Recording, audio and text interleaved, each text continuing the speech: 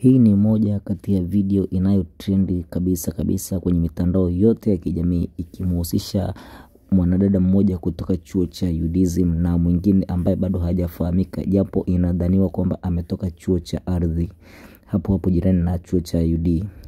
Sasa sakata liko kwamba huyu mwanadada kutoka chuo cha UDSM anamshtumu huyu mwanadada kutoka chuo cha ardhi kwamba ametembea na bwana yake ambaye pia ni mume wa mtu anajulikana kama Mwijaku, ambaye ni mfanyakazi wa Crown Media. Huyu Mwijaku anatamba sana mitandaoni akimhusisha au akionyesha kwamba anampenda mke wake kwa 150%. Lakini hii hali ambayo imezua taharuki bado iko chini ya uchunguzi, kwa hiyo hatuwezi kuisemea maneno mengi sana, lakini ni kitu ambacho bado kinachunguzwa na jeshi la polisi.